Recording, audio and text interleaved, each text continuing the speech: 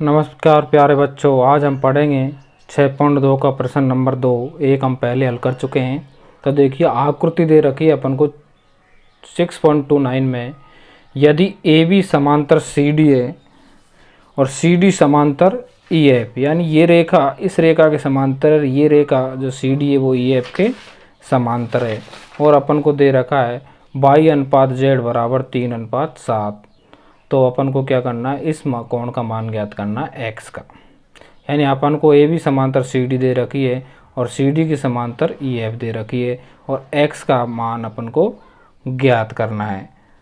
तो कैसे करेंगे, तो अपन इस रेखा को मान लेते हैं क्या है, पी क्यू। क्या नाम दे देते हैं, ये देते हैं पी क्यू, और इनको दे देते हैं कोण, ये एल एम एन, और इसको मान लेते हैं कोण टी। अब देखो अपन को दिया हुआ, अपन ने लिख लिया ए बी समांतर सी डी तथा सी डी समांतर ई एफ, अपन ज्ञात करना एक्स। तो अपन इसको हल कैसे करेंगे, देखो अपन ने क्या माना है कि कोण सी एम एन बराबर क्या मान लिया अपन ने, टी। तो लिख लेंगे इसको, माना कोण सी एम एन बराबर टी। क्योंकि बार बार कोण सी एम एन लिखने की ज़रूरत नहीं रहेगी, डायरेक्ट अपन क्या लिख लेते हैं, इसको क्या मान लेते हैं, टी। ये अपन ने इसको क्या मान लिया, टी। अब देखो ये एक रेखा है, इस पर ये किरण खड़ी है, तो ये दोनों ओर बने कोण यानी बाई प्लस टी कितने को होगा, 180 डिग्री को, क्योंकि ये रेखिक युग्म कोण है। तो क्या करेंगे अपन, बाई प्लस टी यानी बाई, ये कोण और ये कोण दोनों मिलके कितने के होंगे, 180 के। क्यों होंगे, क्योंकि रेखिक युग्म। ये दे देते हैं नंबर 1। अब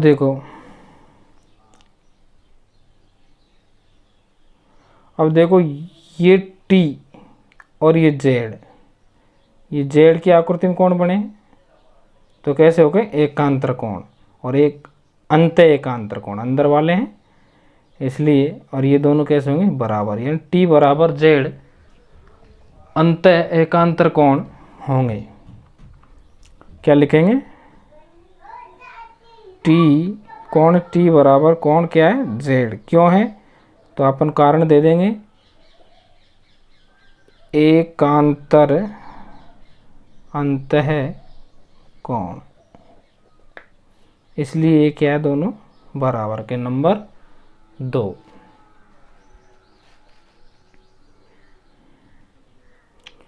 समझ आया होगा। बाई प्लस टी यानी ये कोण दोनों मिलके 180 डिग्री के, क्योंकि रेखिक युग्म कोण है, एक रेखा पर एक तिर्यक रेखा खड़ी है, तो इसके दोनों ओर बने कोण कितने डिग्री के होंगे, 180 डिग्री के। और ये टी कोण और जेड कोण, ये जेड आकृति में बन रहे हैं, यानी एकांतर कोण है, अंदर वाले तो अंत एकांतर अंत कोण है, तो टी बराबर क्या होगा, जेड होगा। अब देखो इक्वेशन, यानी ये जो समीकरण लिए 1/2 से क्या देखने को मिल रहा है, अपन टी की जगह क्या रख देंगे इसमें, जेड। तो बाई प्लस जेड, टी की जगह क्या रखेंगे, जेड। समीकरण 1 के अंदर देखो बाई टी बराबर जेड लिख सकते हैं टी की जगह, तो वाई की जगह टी की जगह क्या लिख दिया, जेड। बाई प्लस जेड बराबर कितने हो गए, 180। ये दे दिया समीकरण नंबर 3। अब देखो, अब अपन को क्या दे रखा है, अब बाई अनुपात जेड अपन को दिया है कितना, 3:7। बाई अनुपात जब दे रखे तो इनको हम चर के साथ मान लेते हैं। जैसे बाई का मान मान लिया अपन ने 3x, क्योंकि x तो यहाँ अपन को ऑलरेडी दिया है, इसलिए a और b में से मान लेते हैं। 3a इसको मान लेते हैं और z बराबर मान लेते हैं 7b।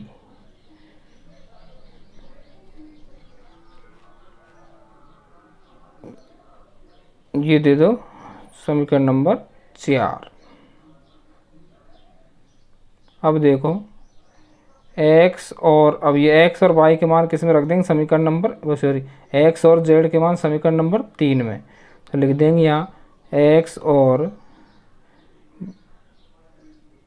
सॉरी y और z के मान इक्वेशन 3 में रखने पर रखो।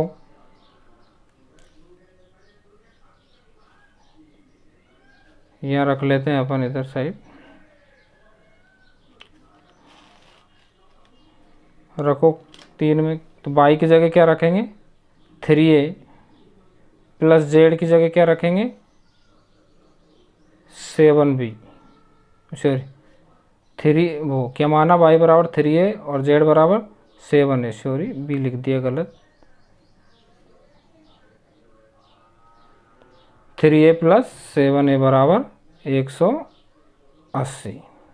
तो 3a और 7a कितने हो गए 10a बराबर 180 a बराबर 180 बटे 10 0 से 0 कटेगा क्या बच गया 18। अब जो a का मान है वो समीकरण किस में रख देंगे a का मान इक्वेशन 4 में रखने पर a के मान रखो 4 में। 4 में क्या था y बराबर 3 a की जगह क्या रख देंगे 18। तो y का मान तो हो जाएगा कितना 18 3 54 डिग्री और z का मान हो जाएगा से 7a तो 7 इंटू 18 कितने होगा 7 को 18 18 7 126। ये इसके क्या होंगे मान होंगे। अपन से किसका पूछा है x का मान। अब देखो ये रेखा ए बी सी डी के समांतर है और सी डी ई एफ के समांतर है। तो ए बी किसके समांतर होगी ई एफ के समांतर होगी। तो x और z वही अंत एकांतर कोण होंगे। तो x बराबर क्या होगा z। तो x का मान भी कितना होगा 100 z का मान 126 है तो x का कितना होगा 126। तो लिख देंगे यहाँ लिख देता हूँ मैं यानी ए बी समांतर क्या है सी डी तथा सी डी समांतर है ई एफ। तो ए बी समांतर भी क्या होगा ई एफ। तो क्या होगा x बराबर क्या होगा z क्योंकि अंत एकांतर अंत कोण है। तो x का मान क्या हो जाएगा 126। अच्छी तरह समझ लीजिए एक बार। अपन ने कुछ नहीं किया सी एम एन को अपन ने क्या मान लिया टी मान लिया। ये एक रेखा खड़ी है तो बाई प्लस टी दोनों 180 डिग्री के होंगे क्योंकि रेखीय कोण है एक दे दिया। और टी बराबर जेड होगा क्योंकि अंत एकांतर कोण है ये। टी की जगह जेड का मान इक्वेशन 1 में रख देंगे बाई प्लस जेड बराबर 180। और अपन को दिया है बाई अनुपात जेड दे रखा 3:7। अपन बाई बराबर 3x और 7x मान लेते हैं लेकिन अपन x अपन के पास पहले से ही है इसलिए a और b में a में मान लेते हैं चर में। बाई बराबर 3a और 7 बराबर 3 सॉरी बाई बराबर 3a और z बराबर 7a।